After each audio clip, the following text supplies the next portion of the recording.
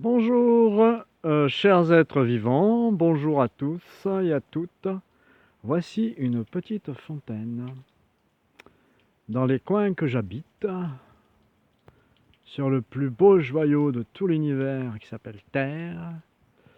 Et les fontaines sont des endroits où on honore l'eau, où on honore notre lien à la vie et où, dans des temps immémoriaux, il y avait des êtres qui activaient l'eau à la fontaine pour en recevoir, à l'image de l'eau vive, une énergie beaucoup plus puissante que celle si elle n'est pas activée.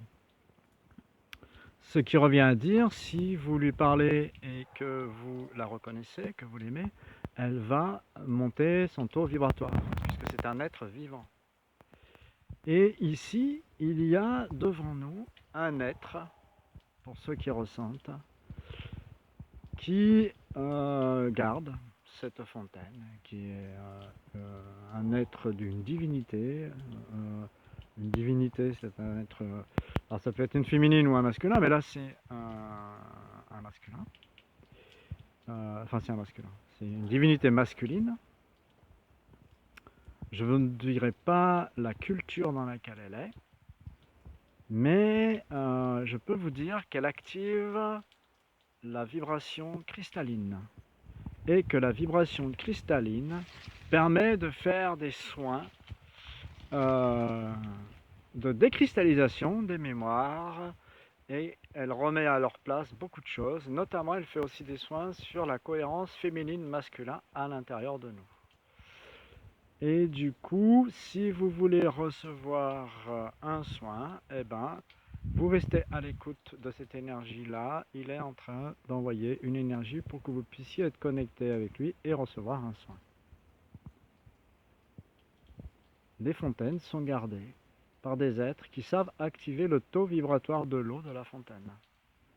Quand vous allez à une fontaine, vous remerciez pour l'eau, vous remerciez la présence qui la garde, même si vous ne savez pas qui c'est, même si vous n'avez pas appris, vous ne savez pas faire, eh ben,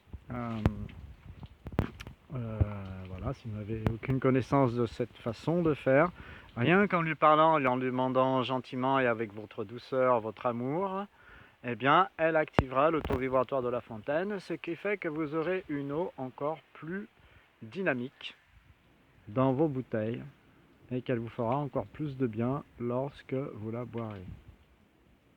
Est-ce que vous ressentez l'énergie cristalline qui est envoyée par cet être-là? Je viens de lui redemander, je lui ai demandé une fois tout à l'heure quand j'en ai parlé, là je viens de lui redemander. Ça me pousserait presque en arrière tellement c'est fort.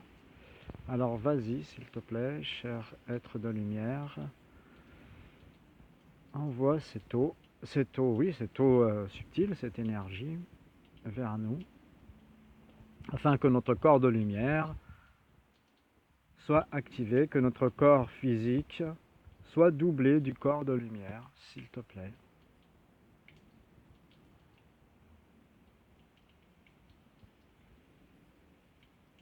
S'il y en a qui veulent faire des commentaires sur quelle est cette présence, s'il y en a qui arrivent à trouver qui c'est, on va avoir une idée de quelle culture elle a existé, eh bien, physiquement, je veux dire dans la 3D, eh bien, marquez-le dans les commentaires de la vidéo. Tous les êtres qui sont marqués en légende, Zeus, Poséidon, Vishnu, qui est le même que Poséidon d'ailleurs. Vishnu et Poséidon sont la même présence de lumière dans deux cultures avec deux noms différents, dans deux cultures différentes. Mais il fait, donc cette présence de lumière, fait des soins sur l'enfant intérieur. L'esprit du corbeau manifeste sa présence, et les petits oiseaux aussi. Et voilà, je vous souhaite de bien ressentir les énergies, de bien mettre en place vos idées. Nous sommes en train de prendre le tremplin. Et, eh ben, bon tapis volant alors. À bientôt.